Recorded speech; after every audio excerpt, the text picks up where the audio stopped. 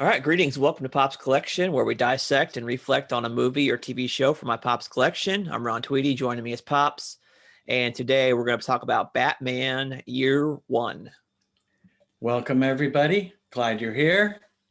Hope that you have your coffee with you and sit back and relax. Or, as I found out from one of our listeners today, they use their exercise bike while they're watching the show. So, Cool. Enjoy. Yeah.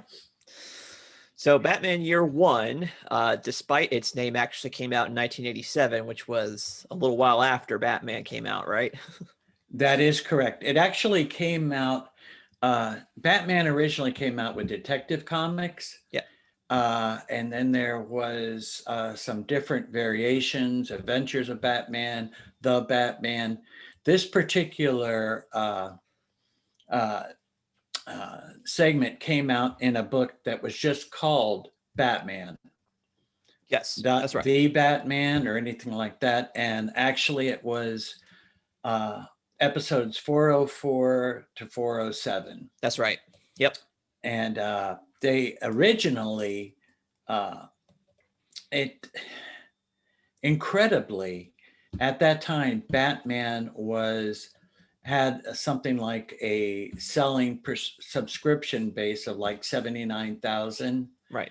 And after this book came out, it was up to like over 180,000. Wow.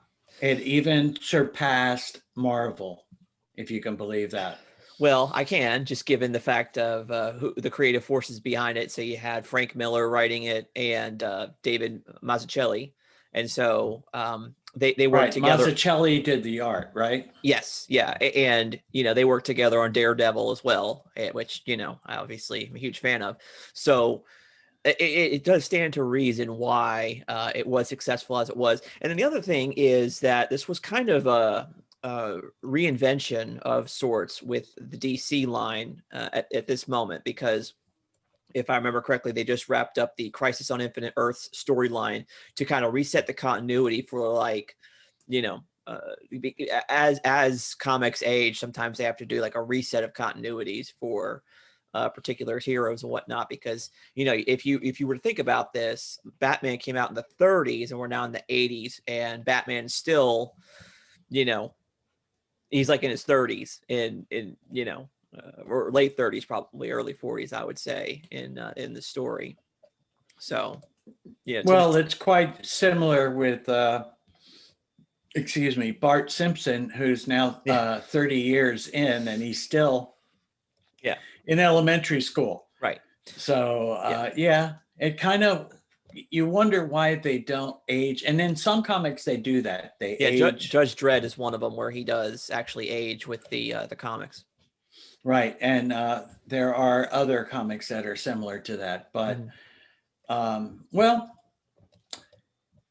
Batman, Robin, right. Dick Grayson, he's aged and he became Nightwing. That's right. And then there has been 2 or 3 other Robins. Yes. Jason Todd. Yes. Damian. Right. Which is really Batman's son. Right. So they say. And there's also another one. Oh my gosh, my brain is going. I think there's a number of them. Yeah. And, really that doesn't have anything to do with what we're talking about, because this is actually the origin of Batman.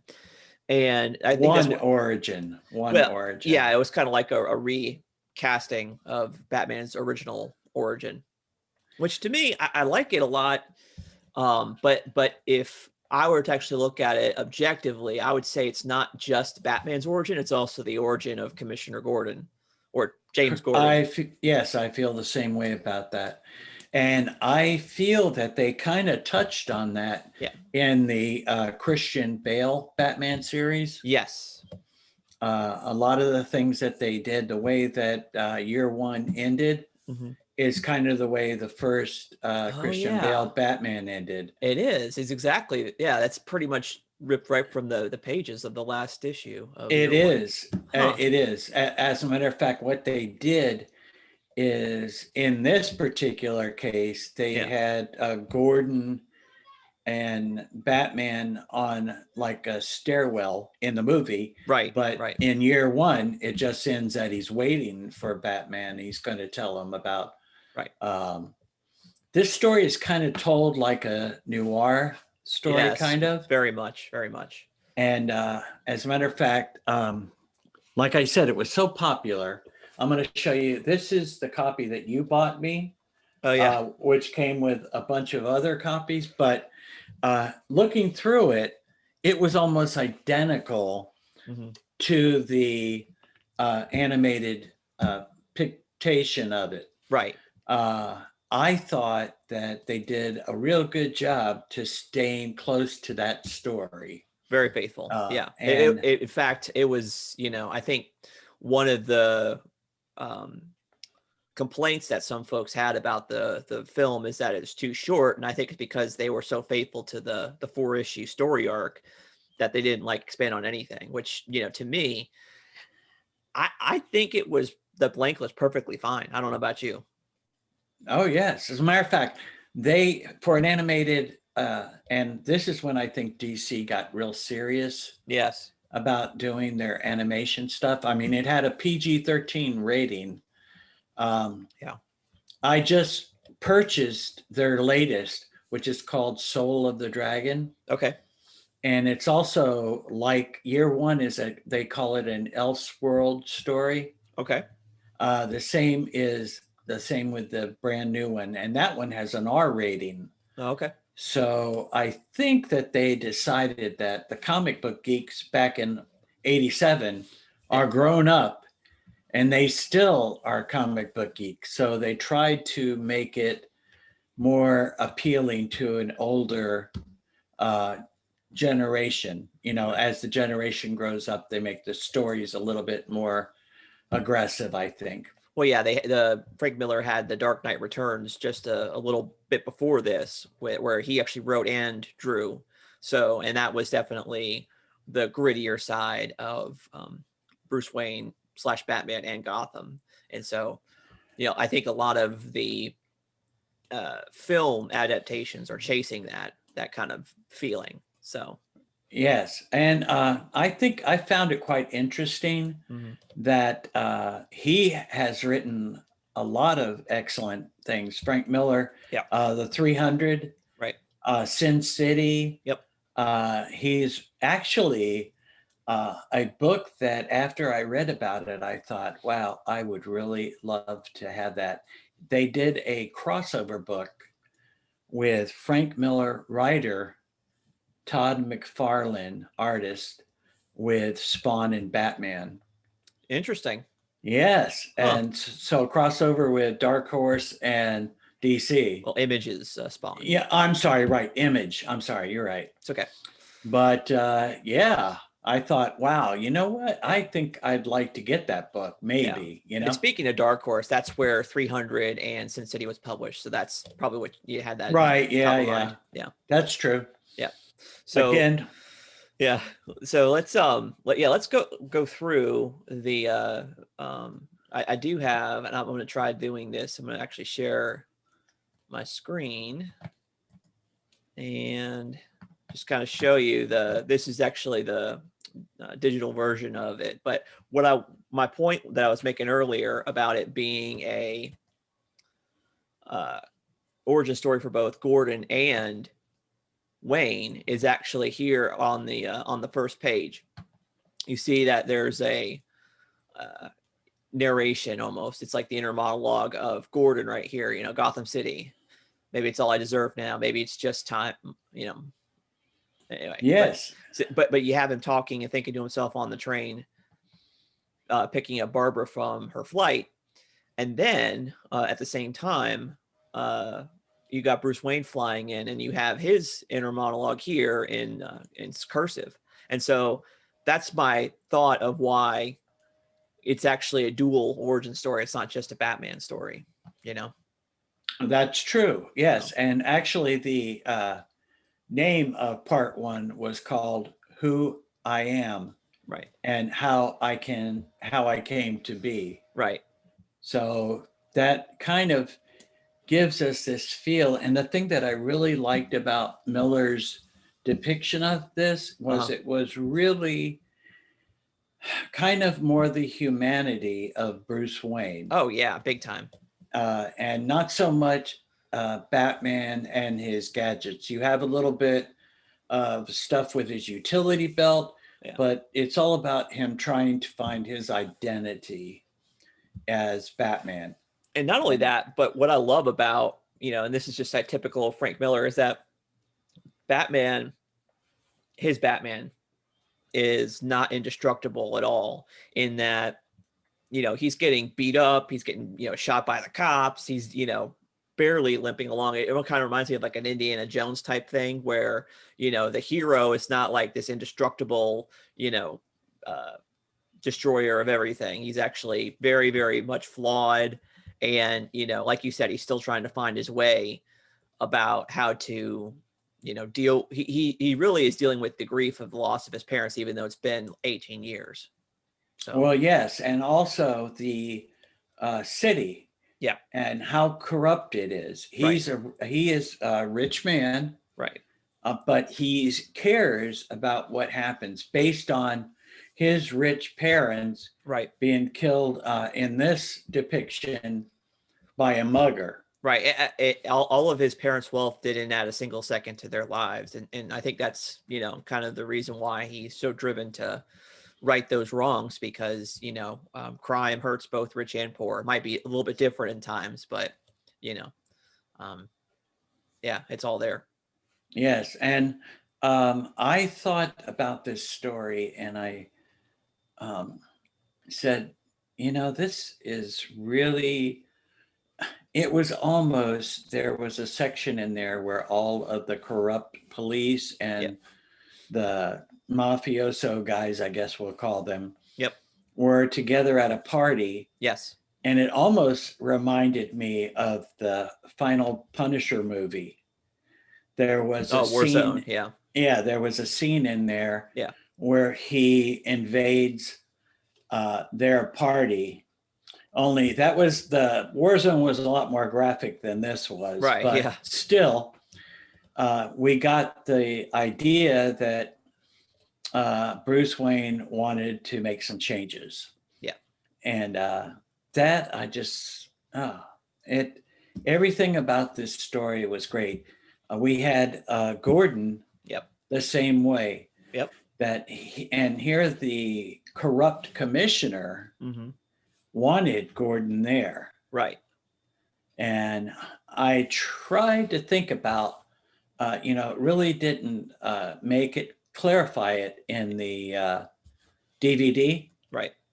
But it seems to me he told the woman investigator that he brought in Essence, that it was Essence, because he told her that he was there because he busted a police officer. Right.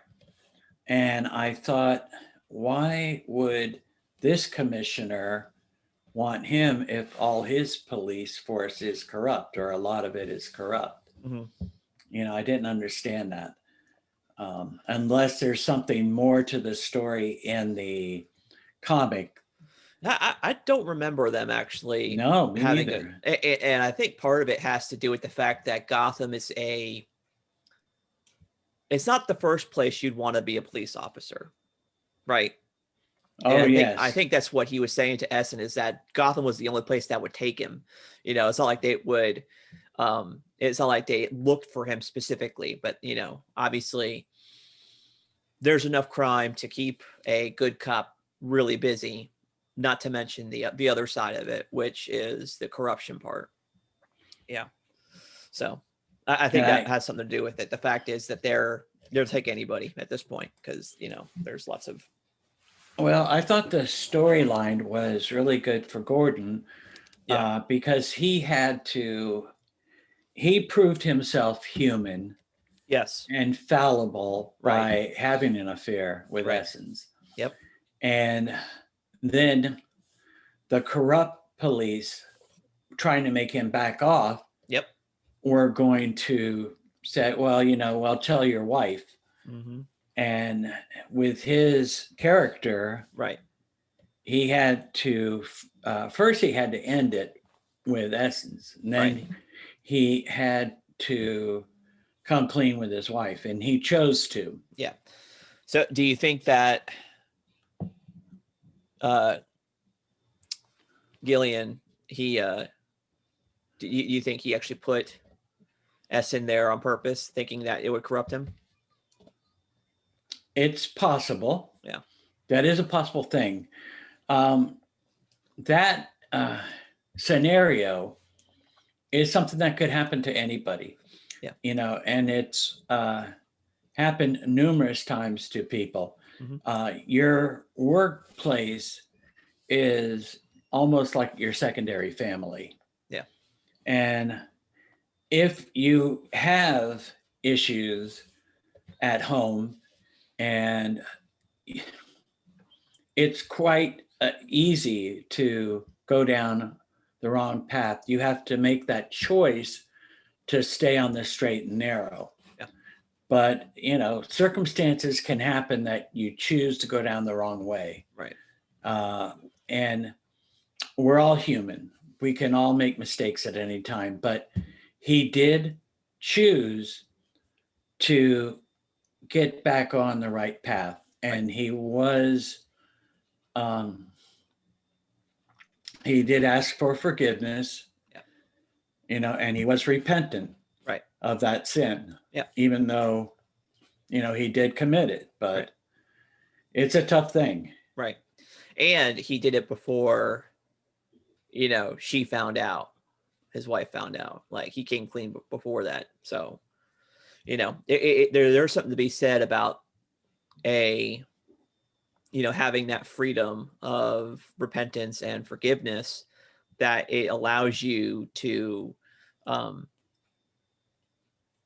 be more courageous. There's a gentleman pastor I follow named Toby Sumpter, and he says a courageous heart is a repentant heart or a confessing heart.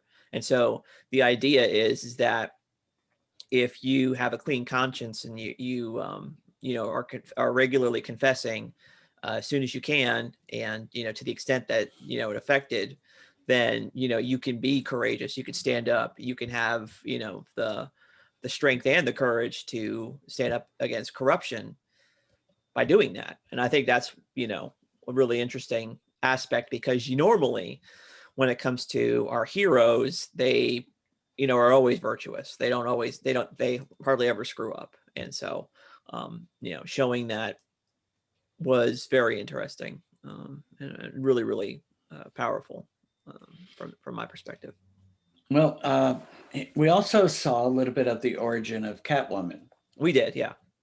On the DVD, I don't know if you noticed, but there is a little featurette with Catwoman. I didn't see it, but yeah, I saw the featurette there. I didn't actually watch it though. No, well, it's okay. I watched it before. I didn't watch it this time when I saw it. Okay. The one nice thing about this book that you gave me is it also came with a DVD and a Blu-ray disc for the Batman Year One. Huh. So this one you gave me was from the year 2015. Okay. There was actually different versions. Mm-hmm. Once they turned it into a graphic novel. I don't know if you remember. Right. Like you said, originally in '87, it was 404 to 407 of Batman comic. Yep.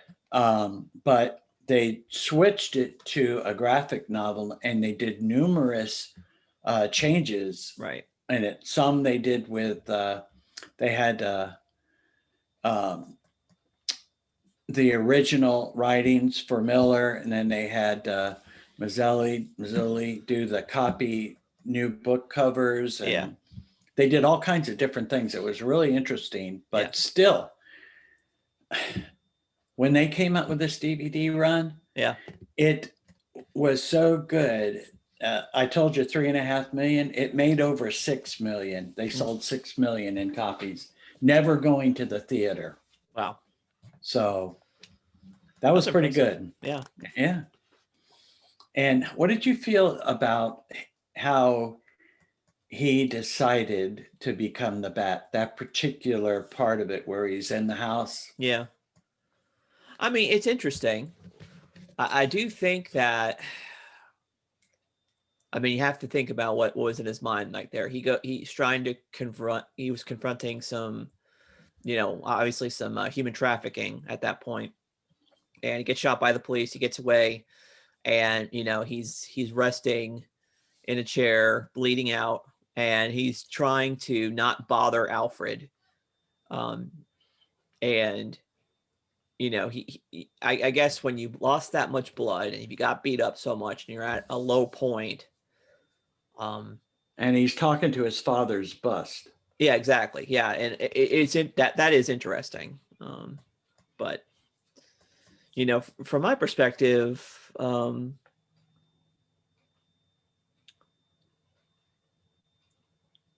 he needed a symbol. It was obvious that he couldn't just fight crime on his own or anonymously. There needed to be something bigger than who he is, right? Right, because he was just another human. Right, exactly. So the bat definitely made things more mysterious and more effective, I think, and the fear part of it, because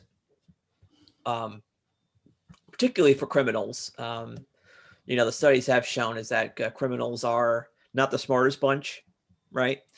And so, Okay. Fear is a good method of control for those folks, so having that as an issue, as a symbol to strike fear is a good thing. But anyway, but yeah, well, so we talked about the real origin, the dual origin story, mainly between Gordon and Bruce Wayne. But like you said, I think there's also like two secondary ones as well. We get Selina Kyle, and then we also have Harvey Dent as well.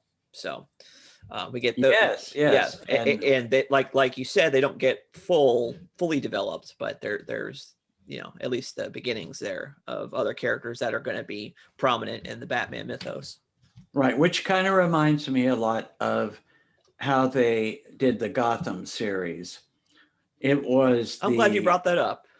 Yes, good, because I thought it was extremely interesting that, let's see, Bryan Cranston did the voice of Gordon. Yes. And then Ben McKenzie, right? Is that who it is? Yes.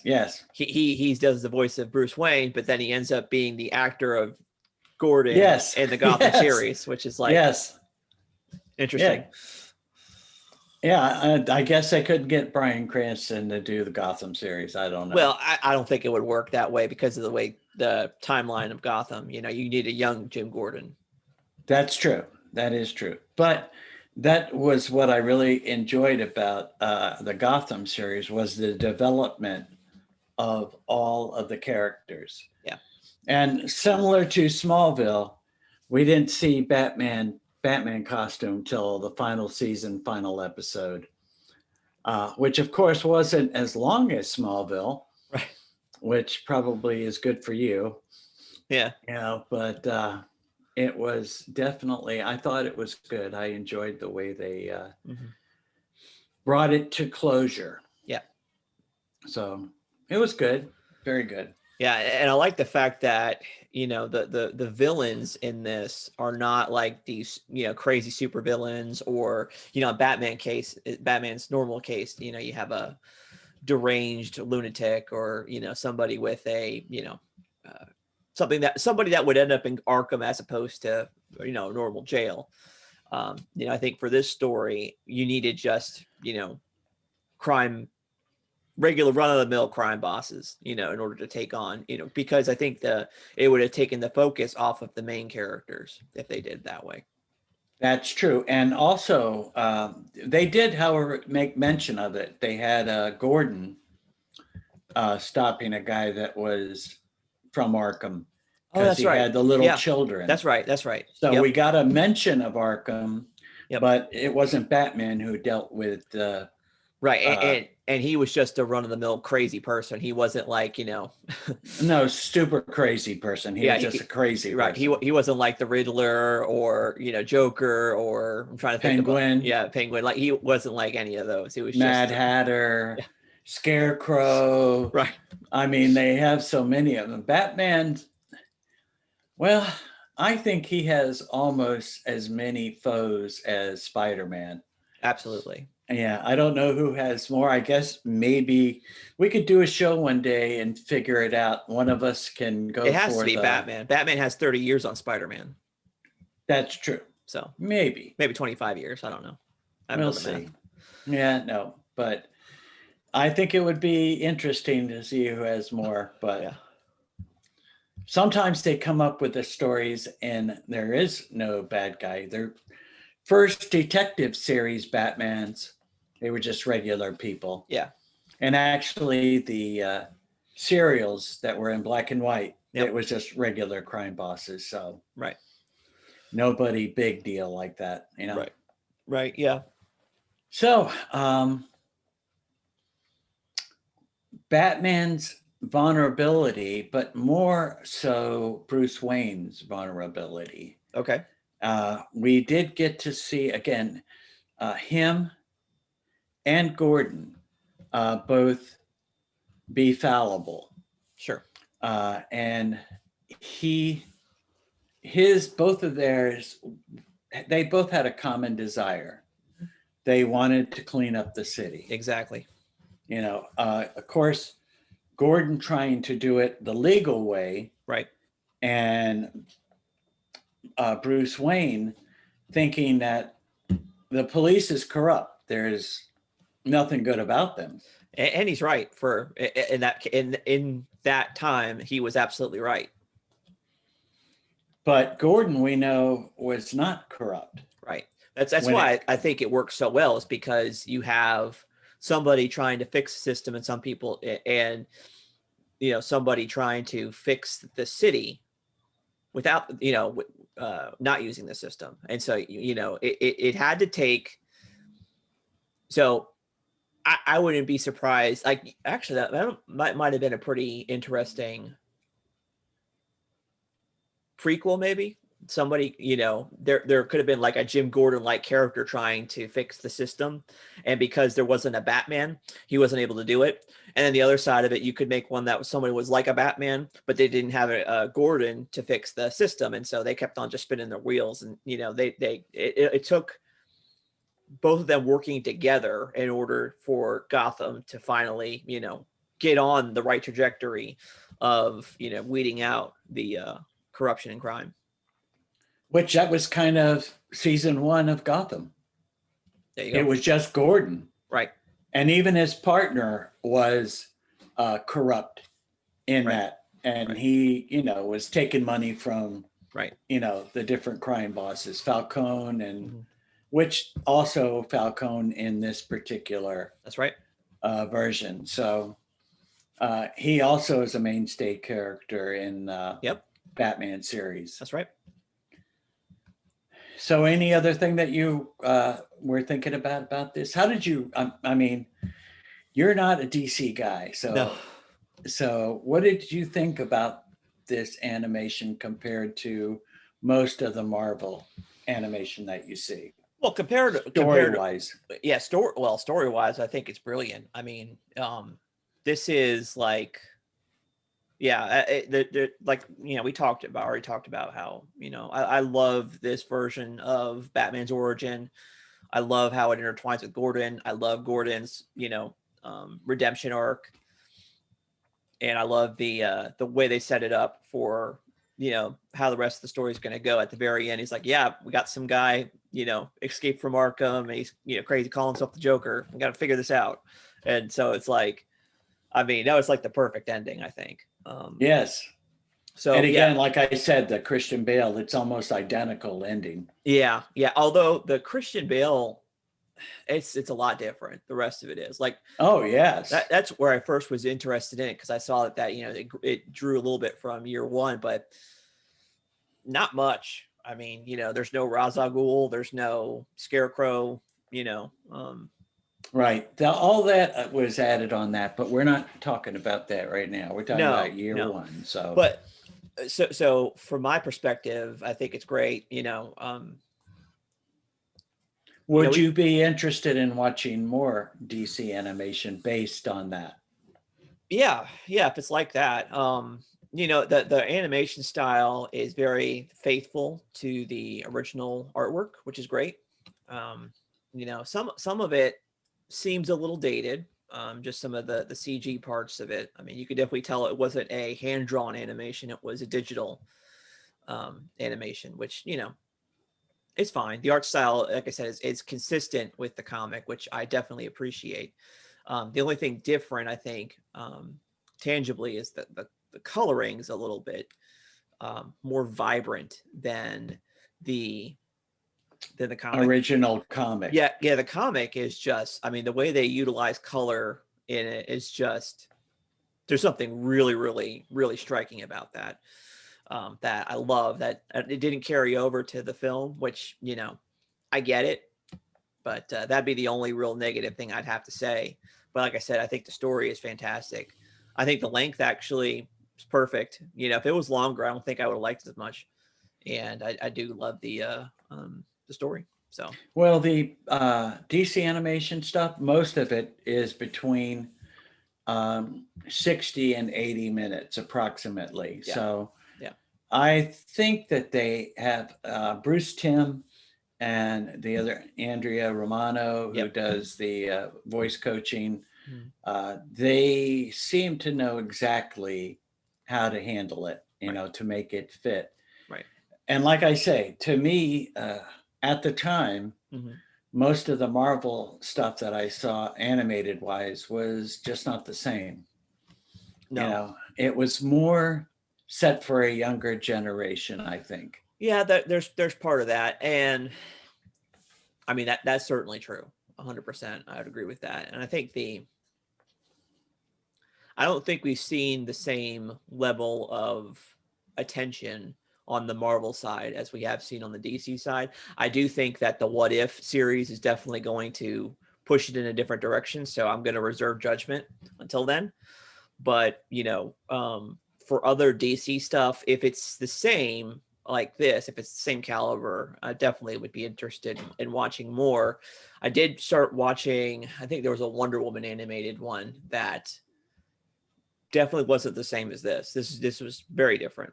So Was it just Wonder Woman or was yeah, it it was just Wonder called Wonder Woman? Woman. I think it was on the HBO Max. I didn't get a chance to finish it, but I think that might be able to watch it another way. So Okay, well, I do have it on DVD. right, Um, and then there is a newer one that yeah, came out after the movie called Bloodlines, Wonder uh huh, Woman Bloodlines, okay, and then which she actually has the gold armored suit in that okay, one. yeah, and then I saw that there was a preview for a Green Lantern one that was like almost terrible. It was terrible looking. It was a CG one that Oh, looked really yeah, bad. yeah, yeah. Oh, Yeah, yeah. That particular one was on Cartoon Network. yeah, And it was actually a series. It okay, was the story took actually they had part one and part two. okay, It told there were two different stories, but it took like 12 episodes to tell the first story and then 12 episodes okay, to so you'd have to watch the whole thing. The storyline that was very good. It was written very well, but like you say, it was CG. It was yeah, really nowhere near but it was for Cartoon Network, so they were trying to reach a younger audience, I think. But maybe, yeah. hey, I am someday gonna force you to watch the Green Lantern movie. Hmm. Ryan Reynolds' favorite. Yeah. It was his favorite cut, anyways. Uh, we know I, better than that. yeah, well, I was just thinking to the end of the Deadpool 2 where he with Yeah, the with the Green Lantern oh script, and then yes boom. that was That so was good. it was great, wasn't it? Yeah, I yeah, I definitely appreciate that. That was hilarious. Well, Anyway, he's done a lot more Marvel stuff than he has. well now, yeah, Yeah, well, I yeah, mean, because he was in the Wolverine. origins Okay. before he became Deadpool. And he became Deadpool at the end of that, Oh, okay. which was kind of interesting. Yeah. But Cool. yeah. Okay. Anything else you want to get into, huh? Nope, it's a great movie, definitely worth a watch. Okay, Yeah. good. And then we'll have to think of something else that you might like to watch DC wise or. Okay, well, if you want to keep with DC, we can do that. Okay. Or Well, we were talking about doing more Frank Miller stuff, didn't we? We talked about yes, that. So yes. I mean, because he has done some, well, if we do yeah. Sin City or the second Sin City or 300 Hmm. or the 300 sequel, Yeah. if we do any one of those, you're not going to be able to let the kids watch them. That's for sure. No. Not even close. So, No. But I would love to do some more Frank Miller. okay. All right. Definitely. Let's do because I do have 300. I do have Sin City, so let's do 300 first. Then we'll see how we feel about doing Sin City. Okay. Okay. All right. Sure. That All would right. be wonderful. Cool. All right. So let's do a rating for this and let's wrap it up. Okay. Right. Well, to me, I'm going to give it a 9. I would almost give it a 10, but like you say, with the coloration of it, Yeah. it just was not the same as the comic. Right. So I'm going to take that down. The script and everything else, perfect. Yep. Loved it. But I could have done with it to be more like the comic on the coloration. Okay. Yeah, I'll concur. I'll give it a 9 as well because, like I said, a perfect length. I love the story. Jim Gordon and Bruce Wayne, some of the most compelling characters in the DC universe, and seeing their origin story told this way, and a very expertly told story. Yeah, it's really good and definitely worth a watch. All right, good deal. All right. Well, thank you all for joining us for another episode of Pop's Collection. If you have any feedback, like us on Facebook and drop us a line there or on Twitter. And we'll see you next week with 300. Goodbye. And God bless. Goodbye. God bless. Tell your friends. Bye.